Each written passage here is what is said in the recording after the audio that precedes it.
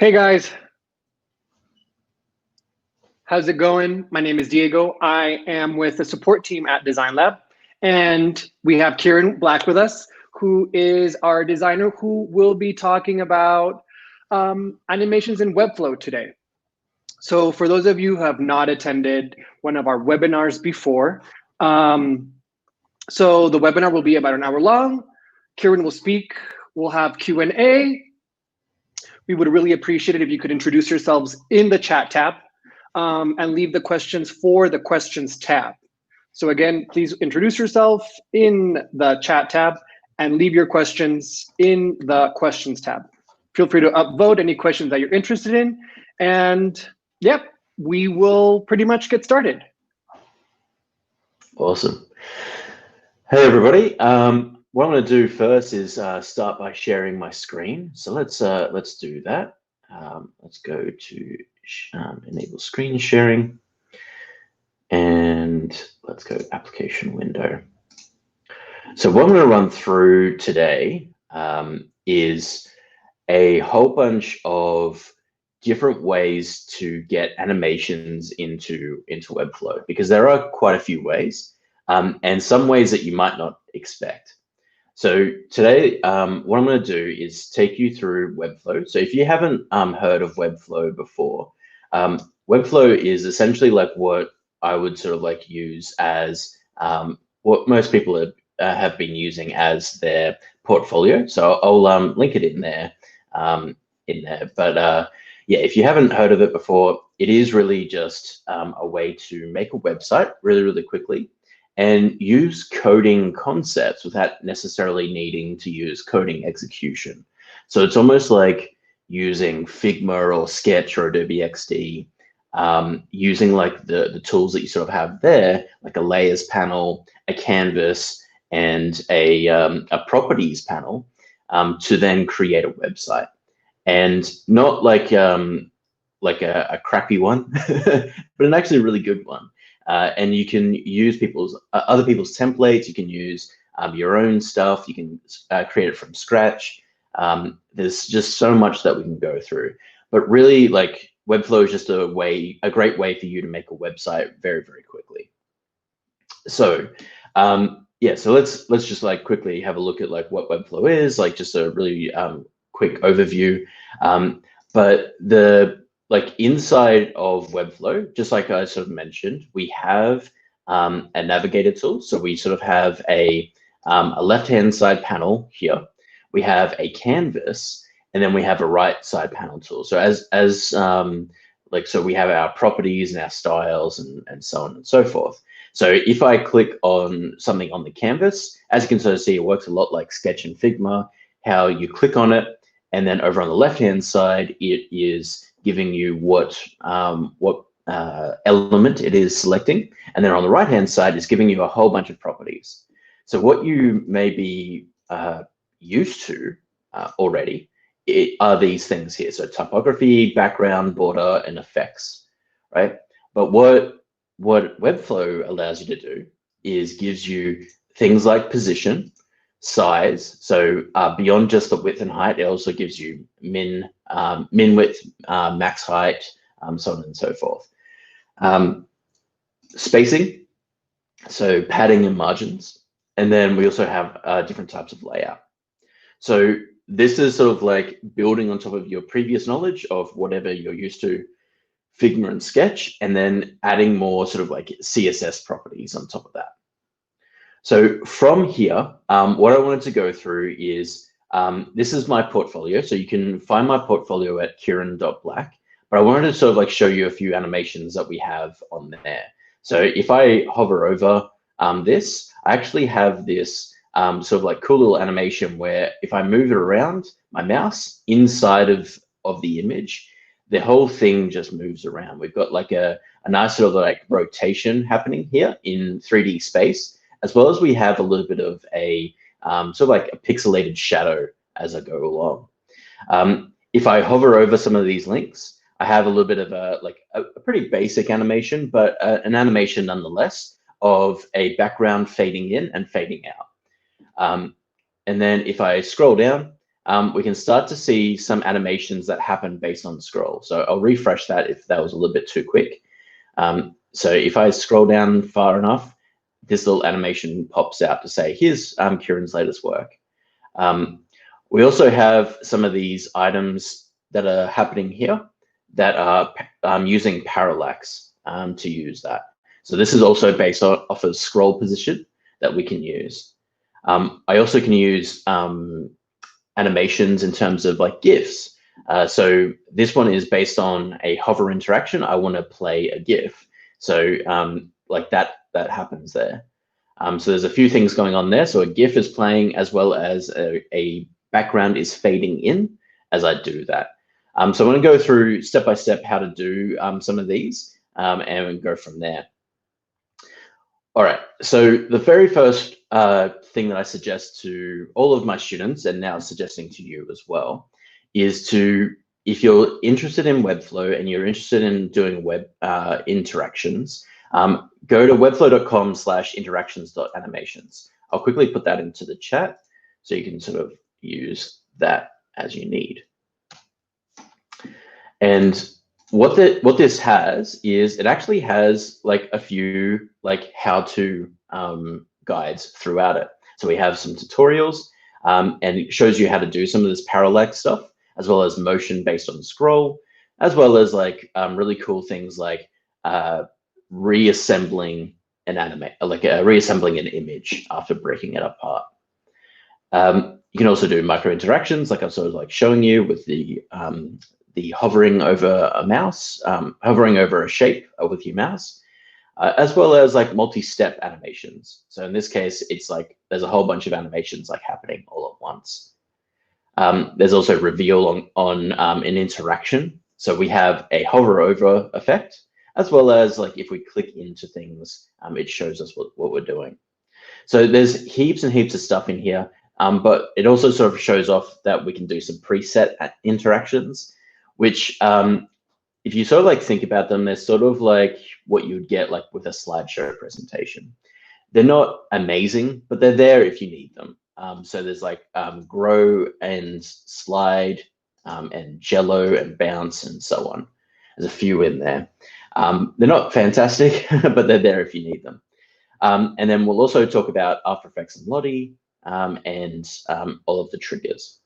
So the cool thing about this is that we can have, like with an interaction, there's two parts. Like I sort of like mentioned in our previous webinar about interactions, there's two parts to it. There's a trigger and then there's an animation. And what you can sort of see here is actually a listing out all the triggers and all of the animations. So just to give you an idea of what is actually possible. So you can do stuff, so these are all the triggers here. So based on something that I do, I want to then like see some sort of animation. So this is a really great way for you to sort of like see what is possible and how you can sort of do that and what you can play around with. So yes, let's dive back into Webflow. So inside of here, like how would I go about creating this interaction? So the cool thing about this is that it actually is all without code. That's the really big important thing here. There's no lines of code creating any of this. This is all just attributes and properties that I'm playing around with, and then just sliders and stuff like that. There's a whole lot of like visual like UI testing, like a lot of trial and error, but it is very much without code. So let's dive into how I'd create something like this. So what I can actually see here is over on the left-hand side is that I do have a hero column right and a hero column left, which is just my two sections of that. So as you can sort of see when I select those, and then inside of that hero column right, I have a highlight. So it's a little bit hard to see, probably with the streaming, it's probably not there. The quality of the stream is probably not there, but it's just like a little spotlight. Just to give it a little bit of like more of that 3D effect. And then we also have a hero image, so the actual image itself. And then we also have the hero image backdrop. So that's the actual pixelated image behind. So what we have is a highlight that is a perfect square that's then rounded. We then have a hero image that fills up that whole space. And then we also have a hero image backdrop that then fills up that whole of space that you can't see right now. But when I click into it, as you can sort of see on the left-hand side here, we have this little lightning bolt indicating that there's an interaction on there. So if we click into that, we can then, on the right-hand side, because this is all our properties, we can then see what kind of animation or interaction is on there. So let's click into this element trigger. So as you can sort of see, there's two different types of triggers, even within all of those available triggers that we have. So we have an element trigger, which is based on an element. So an element is anything inside of the page, right? So this is an element, this is an element, this is an element, so on and so forth. And then a page trigger is based on a page state.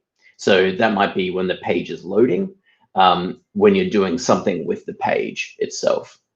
So we're going to stick with element triggers, but there are plenty of tutorials on Webflow's site about page triggers and what they can do. So let's get into element triggers. So inside of here, we have on mouse move. So this is saying that based on this trigger inside of this interaction, I want to do something. And then I have a whole bunch of other trigger settings, which we'll get into a little bit later. But for right now, let's focus on the on mouse move. So on mouse move, I want to play a mouse animation. That's the only option right here. I then want to, like by default, this one won't be here, obviously. You would have to create your own. But let's dive into what's actually happening here. So we have a live preview on, which is awesome. So we can actually test out what we're doing as we're doing it. Okay, it says that I'm not currently logged in. Okay, that's fun. Let me just figure this out. Sorry about that. I'm not quite sure what happened there.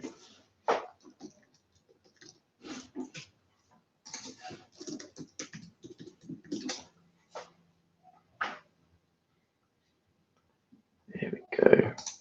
I'm going to open that designer and get back into that. That was weird. Not quite sure what happened there, but yeah, let's get into the interactions. All right, so let's get back into that hero image there. So yeah, back into this. Let's disable that for a second, and let's get into the settings here. So as you can sort of see, we have a whole bunch of things happening. So as you can see on the right-hand side, these green things going up and down are saying like what is actually happening. So as I move towards the top left, it's saying that the X and Y position is at 0 and 0. As I go across, you can sort of see that the X position is going to 100%. If I go down, you can see that the X stays at 0, but the Y goes to 100%. And then as I move around, you can sort of see how that moves around there. So what I'm really doing is I'm saying, based on my mouse movement, I want you to just change a property in how this is going. So for example, this hero image, all I'm doing is say rotate -5 when you go to this top left, right? And then same as this. So it's saying go +5 when you go to the top left, right? So all I'm doing is just tweaking values and creating different states of the same property or same element, which is really cool. So again, no coding here, just pure and simple property management and going on here. So as I'm doing that rotation, so I'm doing a Z, like an X, Y, and Z 3D rotation. What I'm then also doing is I'm moving the highlight. So the highlight is moving around the page, as well as the backdrop is then responding based on where I've moved the cursor. So as I sort of tilt that up, that is then showing the shadow going behind it as well. All right. So, and then, so that's something that's a little bit more intense, a little bit more crazy. But let's go into something that's a little bit more like straightforward, right? So in HTML and CSS, you have the states of default, hover, and active. In Webflow, they call it pressed to account for both touch and non-touch devices. So that's sort of what we have here. So when we have native elements, so like a link, a button, or a slider or anything like that, that already has default states, we can actually change those based on whatever we need. So if we sort of like have a look at this link here, we can then hover over this little triangle here to then show our different states. So our default state is what the button is going to look like 80, 90% of the time. And then when we hover over it, we then have that effect of everything going black behind it. And then when we click onto it, we then want the whole thing to go pink to then sort of like denote that I am clicking into this.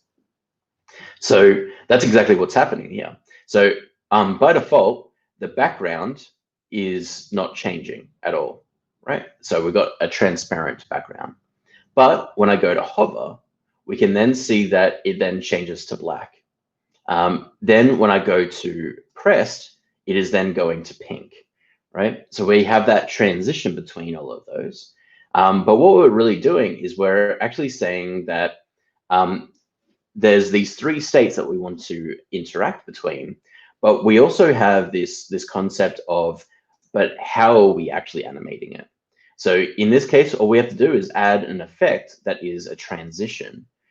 This transition is then transitioning all properties at the moment because I'm lazy. So it's transitioning like everything that I could possibly have. It's transitioning my text, it's transitioning the underline, it's transitioning the background, everything that is associated to this property, to this element, sorry. And it's then saying, okay, do all of that in 200 milliseconds, which is a pretty common sort of like speed. 200, 300 milliseconds is a pretty common speed. And then I'm also doing ease in, ease out, right? So it's just a really basic animation linear curve, easing curve.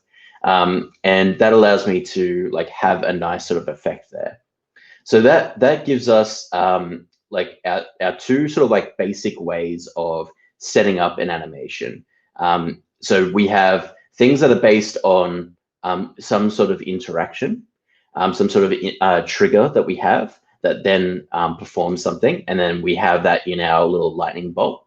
But as you can sort of see, this one here doesn't have a lightning bolt because this is like a basic element that already knows about like hover states and active states and so on and so forth. We also have things that are based on scrolls. So we have this thing here. So what I'm doing in this one is that based on a scroll position, I want this animation to actually occur. So if we go into the little lightning bolt, you can then sort of see that we also have two animations even on the same element. So it doesn't necessarily need to be based on just one animation per element, which is really cool. You can do a whole bunch of stuff going on at the same time. So what this is saying is, while this is scrolling into view, I want you to do this kind of animation. So this kind of animation, if we hit play on that, it's actually going through each one of these. So the initial state is setting the scale to 0, the move to 0, the opacity to 0. And then all of these are then saying, okay, now once the user scrolls into view, I want you to scale it up to 100%. I want you to change the opacity to 100%, as well as move it to where it needs to be. So that's all that's sort of happening here. So if you click into each one of these, you can sort of see that we've moved that over 0. We've moved that, we've scaled it down to 0. We've moved it over 80 pixels to the left. So that's why it's -80. Then we've also done the opacity, which is set to 0. And then we've simply then just done, okay, but where do we want it to actually be? So we want it to set to 1. Then we want it to be, so that's the scale is at 100% is 1. Then the section title, we're going to change the opacity to 100%, as well as we're going to move it over to the original state, which is at 0. So that's all that's sort of happening here. Just a little bit of time and effort like goes into this, but you can sort of like get a really nice result from that, getting a nice little fade animation coming in. And then on this guy, what we did is I had an animation that was saying that once you go into, let's click out of all of this and let's click into this trigger here. So what I'm saying here is that on mouse hover, I want you to do this animation. On mouse hover out, I want you to do a different animation, right? So what this animation is doing is it is then saying, I have a background image, and what this is doing is it's then applying a color. The GIF itself is transparent. So what I'm doing is I'm fading in a background color to then like overlay over and to match the GIF color. So as I'm doing that, it is then creating this sort of like effect that it's sort of like pixelating in, which is kind of cool. So I've just set the background color to 0. I've then changed the opacity to 0 as well. And then what I'm doing there is I'm fading in the color as well as I'm fading in the image as I'm doing that. So what that looks like is when I hover in, that's what plays. And then when I hover out, I just do the opposite. So I just copy and paste that same thing, and it allows me to then like do whatever I need. So in this case, I'm just fading it out. So this is just like saying, based on the other one, I already know that it's already going to be 100% opacity, 100% background color. Now what I'm saying is when I hover out, like as soon as I do that, go to opacity 0, go to background color 0, as much as I possibly can. And what that allows me to do is have a nice quick animation that gives the user the ability to say like, oh, this guy is creating an animation that is telling me that this is interactive. I can do something with this. All right, so now that we sort of like covered the basics of like what is in an interaction, what I wanted to show you is different types of animations that you can bring into your Webflow thing. So what we've covered so far is a basic animation using like a link or a button, right? So just navigating between states and animating between those. And then what we've also showed you is some interactions. And like I said, doing a deeper dive, you can look into that website that I shared in the chat. That is the webflow.com/interactions-animations. That allows you to have a much deeper tutorial on all that, because that's a lot to cover. And as you'll see from the animations videos, they do go over it in very great detail. So I didn't want to rehash all of that. I just wanted to sort of show you what is possible. So now that we've covered that, I'm going to then show you how to take other people's animations that people are sharing online that you can then take and then make a part of your design. So if you feel as though like this is too crazy, like there's no way I have enough time to do all this, you're not alone. Like animation is a skill, as well as it is something that takes sometimes years to practice and get better and better at. So if you're in that club where you're trying to get inspired by other people, use other people's animations, let me show you how like we can actually do that. So there's two sites that I want to show you. One of them is the showcase that is part of Webflow's website. So if you go to webflow.com/discover/clonable, I'll also put this into the chat, and then we can then do that. So what that shows us is a whole bunch of either sites as well as pages or elements that people have created that have said, hey, like this is so cool, I want to share it with the world, right? So this is, I'm going to go by most liked because that'll show you some animations and stuff like that we can then use. But what we can then do is we can click into any one of these and actually use some of them. So we can actually sort of like use this guitar in 3D space, or we can use like an animation. We could use a whole website. There's a whole bunch of different things that we could do. There's also so let's go to the next one, and let's find maybe something like this, like a pretty intense like animation. So let's open the live website, and what we can sort of see is that headings that reveal on the page load. So what they're using is a page trigger that then is giving us some sort of animation. So as I scroll down, I'm assuming that there's another animation. Yep, headings that reveal on scroll. And then I think you know what happens when you click this. Yep, so they're just showing you all the different types of animations as we're going through. So a scroll animation, a click animation, a click trigger, a page load trigger, and then a scroll trigger that then gives you all of the things that you need. So what happens if I want to use something like this in my website, right? So to do something like that, all we have to do is clone it, right? I might need to make sure that I'm logged in first before it lets me do that. Yep, perfect. So I'm just going to hit back. So I should be still logged in. Perfect. All right, so I'm going to clone this and just show you how easy it is to incorporate this design into an existing project that you have. So right now, I'm just making sure that I'm creating a project based on this. And in this case, Kieran's Wondrous Project. I'm going to create that project. It's a great name. And really, it's as simple as selecting the object and then copying it, right? So in this case, I'm actually going to get the animation based off of all of this. So I'm going to select this section, and then I'm going to, so what I've done is I've just selected the thing that has the interaction on it, in this case. So I'm gonna rename this class because I do know that I have section in here. But it should handle it. Let's see how it goes, and we'll see if I have to redo this in a second. So I'm just going to select this on the left hand side, hit Command C or Control C depending on what platform you're on, and I'm going to then put this into my actual project. So I'm just going to put this at the bottom of the page. So if I just minimize all of this sort of stuff, I'm going to click into my page wrapper, and I'm going to paste that into there.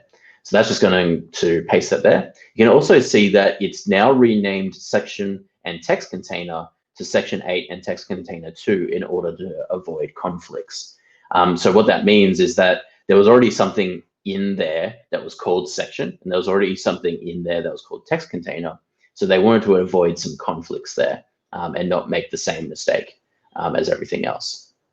So what I then have is, oh, did I copy and paste the wrong one? I think I totally did. Yes, I did. All right, so I'm gonna, let's just take this scroll one instead. So I'm just going to copy this one, and I'm going to delete that section 8. I'm gonna paste that in there. All right, so it gives us the same sort of thing there, and I can go, got it. And I'm just gonna simply publish that. So if I publish this, I should sort of see that on the other end. So when I go to refresh my actual website, I should see that come up at the bottom, as well as we should have an animation that happens, which it's totally not doing right now. So let's move this up a little bit to the top, because I think it's trying to figure out where it is. So headings that reveal on scroll. So I'm going to put it at about halfway down the page so we can sort of like see it and then not see it come in. So when I go to, I can even preview this without necessarily like having the whole thing happen. So I'm going to refresh this and wait for it to load.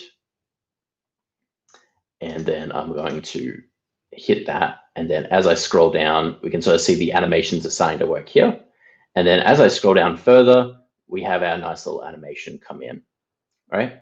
So it's easy as copying and pasting. So we can do that from anywhere, like anybody that is allowing us to clone it. So that is from our showcase site that we can use, that we can then put into all of those things. So we have so many things that you can go through there. The annoying thing about Webflow showcase page is that it doesn't have a search. And that's why I sort of have these other ones here.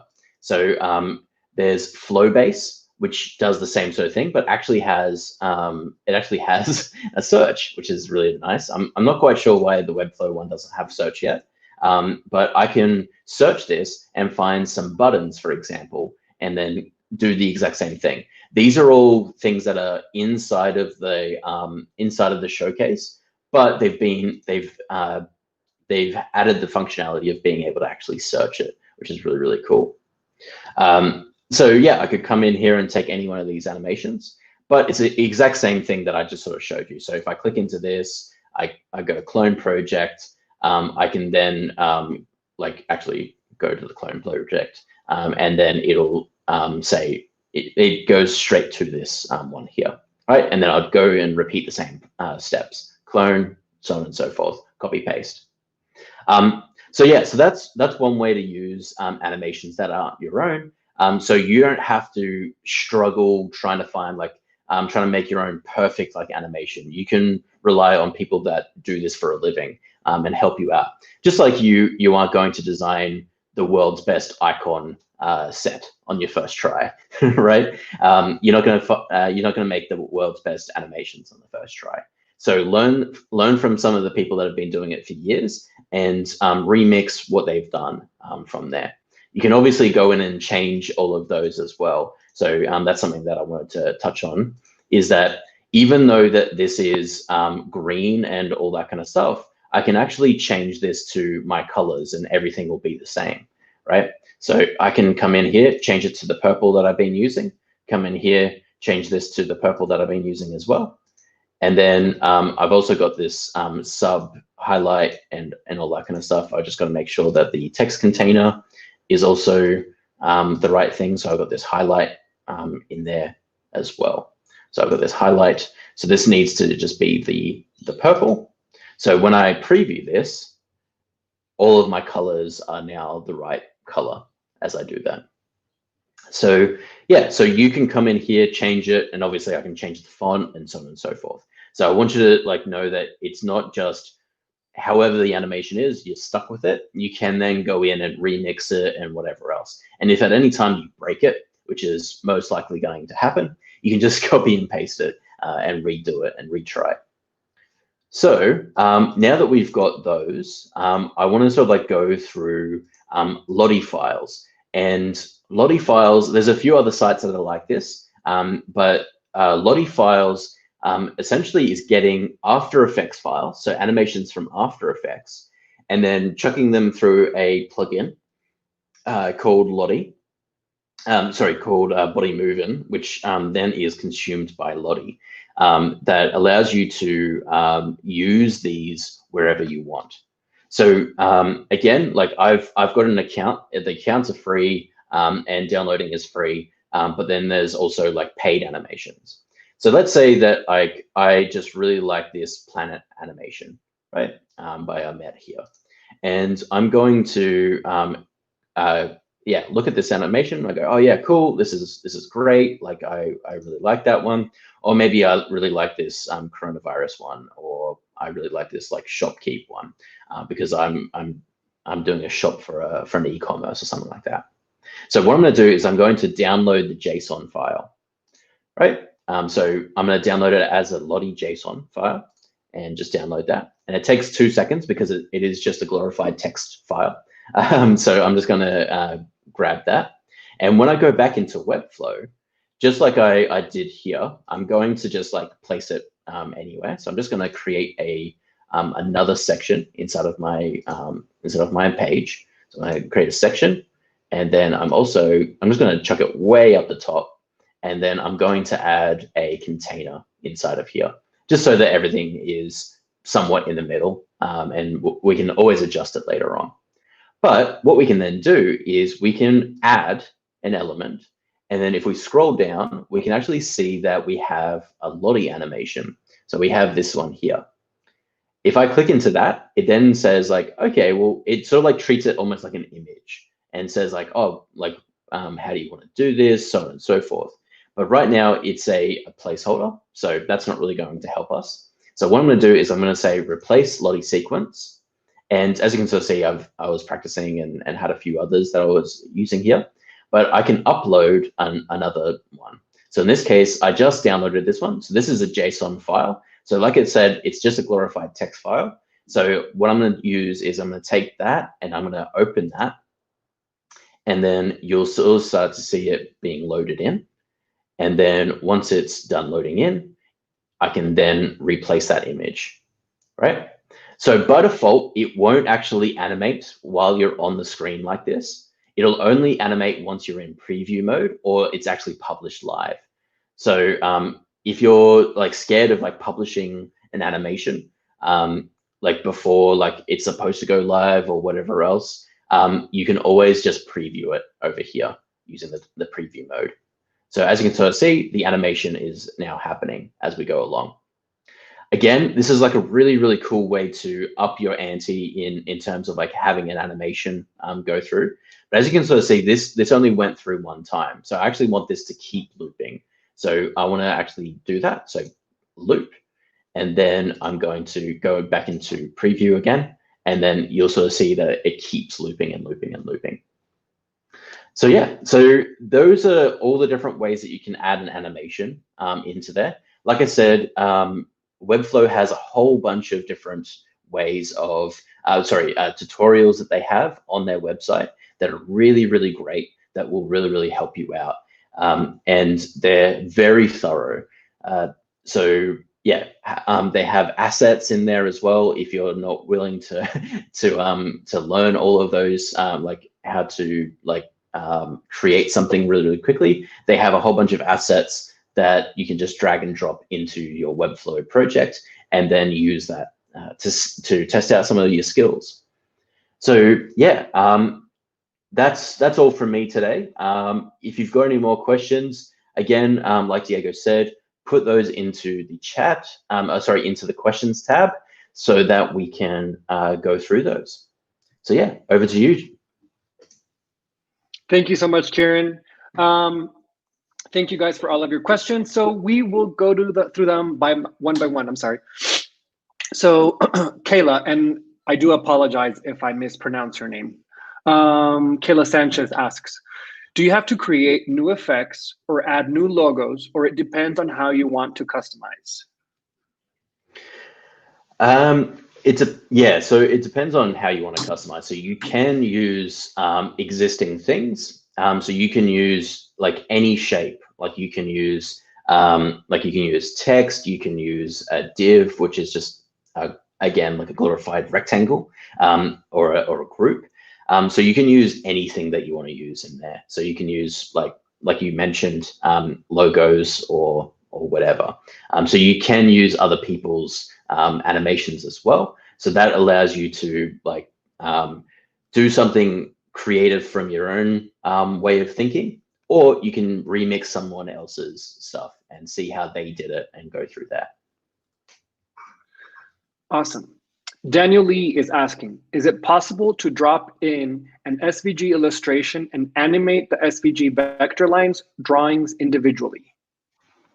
Not with Webflow. So this is what I would do with After Effects. So I would actually take this into After Effects, animate it in After Effects, and then there's a tutorial using Webflow, how to take something from After Effects, use the body movement plugin, which then converts it into the animation that you want to do. So let's say that you have your SVG, you animate things along the path, like the stroke along the path or whatever, and then you can then export that out into a Lottie JSON file, which then you can then add onto it. So yeah, that's the workflow that I would go through to create that. Thanks, Kieran. Drew Brooks is asking, does scroll into view occur at a specific part of the visible page, such as midway up the screen or at the top? And can this be controlled? Yeah, that can be controlled. So you can make it so that it like you can do it at the bottom of the page. So as soon as you do that, or you can do it at the midway point. All of those are like, yeah, depending on what you want to do. You can also set delays and offsets. So the offset is a percentage of where your scrolling is. So if you want something to be, yes, like I've scrolled into view, but I want it to be like only 10% of me going into that view, then I want the animation to occur. Like you can do that, as well as you can do a timed delay. So even after like I get into there, I want to wait like 1 second or 2 seconds before I start the animation. So there's a couple of ways that you can control how that scroll into view interaction and trigger works.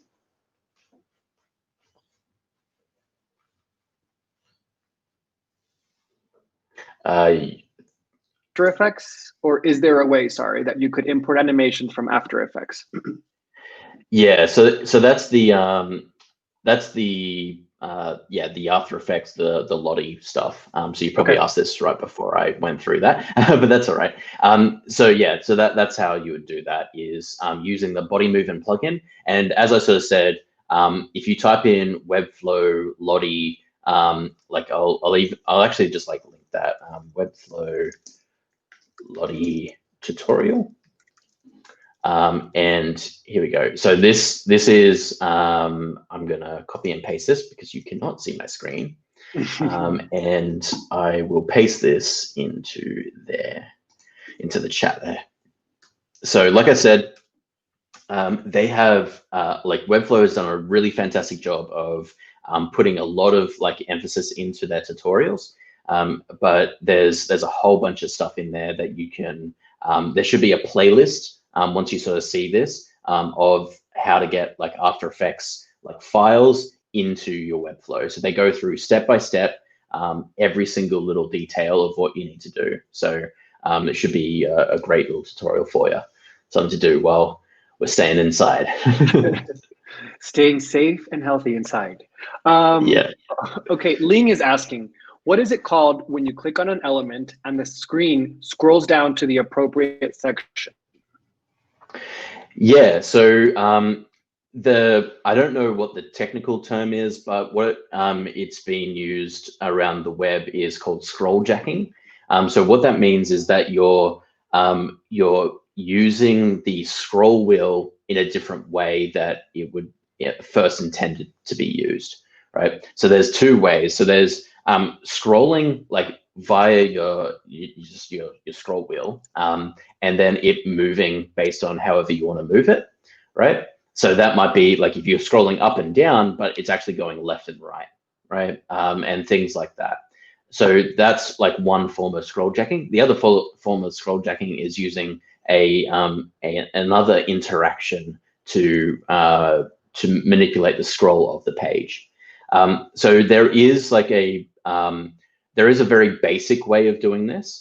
So you can actually use something that's called, and I did this with a student just before. So I'll enable screen sharing for 2 seconds. So let's go to application window and share that for a second. So what you can do is, let's say that you have, like, let's just delete this this animation for a second. What I can do is I can actually add a link here, but I'm going to put that into the container up the very top here. And this, oh, not a link block, sorry, just a normal text link. Let me just add that in there and bring that into the container. So so let's say that I want to say go to contact, right? So I just want this to go to my contact page all the way down the bottom here. All right. To do that, all I have to do is I can select the link itself, and then I can either hit the settings here that's on the actual element, or I can go over to the right hand side and go to the text, the settings here. So I can go to a specific page section, so that'll scroll all the way down to the page that I want it to. Or I can, if this is going to be something that is on a whole bunch of different pages. So let's say that this is in your nav bar. You'll want to do it on the link level rather than on a section level, because it won't understand the context of the page that you're currently on. and do that. So the way that I do it, so my URL is www.kieran.black. And so that's the first part that we need to do. But the second part is I want to actually link it to this section. So to do that, what I need to do is I actually need to give this section an ID. So we have this as an ID, so I can copy, I've just changed it to contact. So I can change it to whatever, but contact seems appropriate. So I'm going to go to contact. I'm going to make it contact. So what I want it to do is when I click on this link, I want it to go to contact. So to do that, all I have to do is do a hash and then go to contact. So what that means is that go to Kieran.black, but go to the ID that is contact. So if you have any idea around CSS, the hash symbol is actually ID in this case. So that really helps. So in this case, I'm just going to preview this. So if I click on this, fingers crossed, is that okay? It's it went to another page, but that's all right. I don't know why it went to slash there, but that's all right. But I think it's because I'm in the preview. I need to publish it. That's why. So let's go back to the actual thing. And let me go to this and let's just delete this and hit that at the top there. So if I click that, it then forces me down to the bottom here. So this allows you to have that as you're going along and use that like as you're going through it all. So there's no sort of like animation, which is a little bit annoying, but different browsers will do different things. So some browsers actually animate that scroll. Some just do like an instantaneous thing, like you saw Chrome just do. So yeah, so that's how I would do that animation. Awesome. Sunha is asking, is it possible to export CSS code from the Webflow design? Yeah, it is. You do have to have a certain pricing tier though. So if so let's go into this. So let's Webflow. Let's actually go into a new pricing. I know you can't see my screen right now, but I'm just getting a link for you to then sort of like see what it's going on about. Cool. So webflow.com/pricing. I should have known that, but here we go. Let's go into the chat and paste that in. So what you'll sort of see in that pricing is that there are different like levels of account. So you have a site account, a site pricing and then account pricing. So your account pricing will allow you to do certain things. Like as soon as you start paying for anything in any kind of way, you will be able to export the code, which is cool. So if you want to do a self-host, like maybe you want to like use this as just like a design tool, and you want to export the code and use it on maybe like a GitHub, hosting it on GitHub or hosting it on like WordPress or something like that, that's perfectly fine. It's like you pay, I think it's like $16 or something like that US a month, and you can pay the one-time fee like for that month and then export that code as you need it. It will use all the classes and IDs that you set in your Webflow folder. So it's a really great way for you to do that. But at the same time, it's going to not be the cleanest code that you've ever seen, right? Like nothing beats like handwritten code, of course. But it's pretty good. It's not like Squarespace code. Like it's definitely not that bad. And it's not anywhere near as bad as like what Dreamweaver is and stuff like that. So I would sort of say, yeah, it is possible. Yeah, you just need to pay for it. So go through that pricing thing, figure out which plan is right for you in the moment, and then use that as you need it.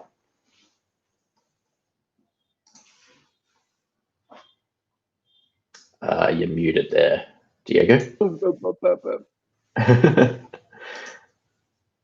Can you guys hear me now?